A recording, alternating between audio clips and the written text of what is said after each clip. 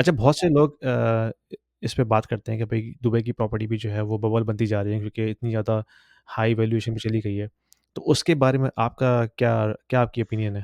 देखें, in short लोग बिल्कुल 2000 मैं अगर बात करूँ 18 में भी एक बात कहते थे मुझसे, 2020 में भी यही बात कोविड पे कहते थे। कोविड के बाद जैसी प्राइस डाउन हुई और फिर लोगों ने कहा कि ये स्टिल बबल है, ये और कम होगी, प्राइस ग्रो करती है। 2023 के क्वार्टर 4 में मेरी काफी इन्वेस्टर से इसी बात में मतलब डिबेट होती थी कि भाई वो कहते थे कि बबल है और अगले 24 में जो है ना आप उसको डिस्पोज ऑफ करते रहेंगे। बट इसका हुँ, जवाब मैं उनको सिंपल देता हूँ कि एक एग्जांपल से देता हूँ कि भाई मेरा एक कस्टमर यूएस से आया है डायरेक्टली।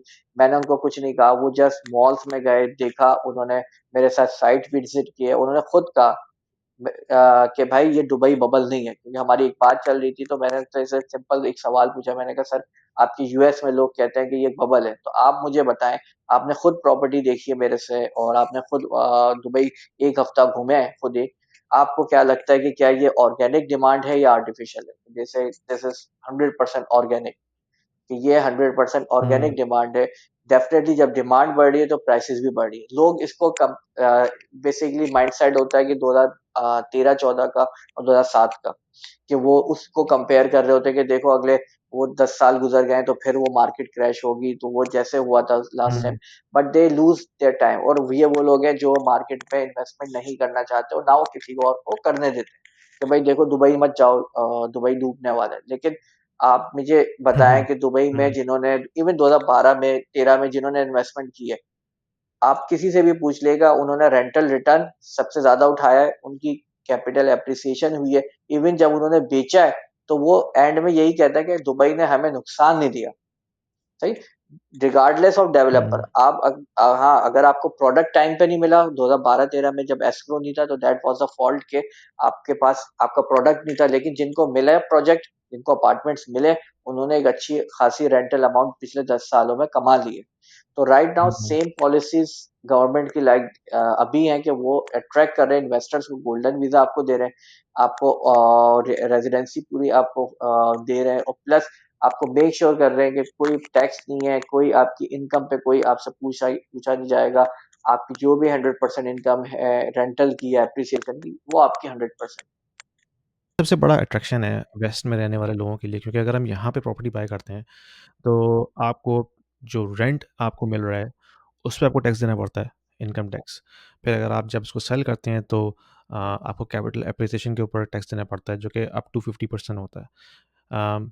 वो अलग बात है कि अगर आप दुबई में भी बैठ के इन्वेस्टमेंट कर रहे हैं, तो उसमें भी आपको यहाँ पे डिक्लेयर करना पड़ता है, तो टैक्स उस पे भी अप्लाई होता है पर लॉ। लेकिन लोगों के पास लूप होल्स होते हैं उसको अवॉइड करने के। और दूसरी चीज़ ये है कि मैं भी काफ़ी अर्से से दुबई को मॉनिटर कर रहा हूँ, तो मुझे ये लगता है कि 2008 के क्राइसिस में और अब की जो प्रॉपर्टी मार्केट है, उसमें जो मेजर डिफरेंस है वो ये है कि उस वक़्त गवर्नमेंट जो है वो लॉन्ग टर्म इस तरह की गोल्डन वीज़ा नहीं देती थी। यानी कि लोगों के पास कोई और चॉइस ही नहीं थी कि अगर किसी की जॉब चली जाए, तो वो उसको निकलना ही होता था, एग्ज़िट करना ही होता था दुबई से। अब वो नहीं है, अब लोगों के पास गोल्डन वीज़ाज़ हैं, अगर उनकी भी जॉब जाती भी है तो दे कैन स्टिल स्टे। और दूसरी चीज़ ये है कि जब से ये डिजिटल इकॉनमी शुरू हुई है पिछले कुछ सालों सालों के, तो बहुत सारे ऐसे लोग जो रिमोटली काम करते हैं, वो दुबई मूव हो जाते हैं और वो फिर वहाँ सिर्फ़ अपनी रेज़िडेंस रखते हैं, लेकिन उनका काम कहीं और हो रहा होता है।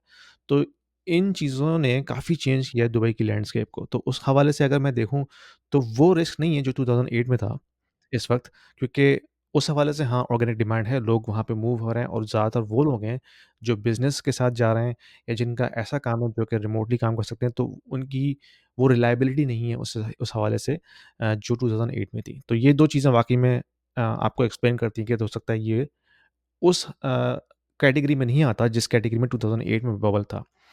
ऑफ़ कोर्स फ्यूचर को कोई प्रेडिक्ट नहीं कर सकता, लेकिन ये हमारी सिर्फ़ ऑब्ज़र्वेशन है।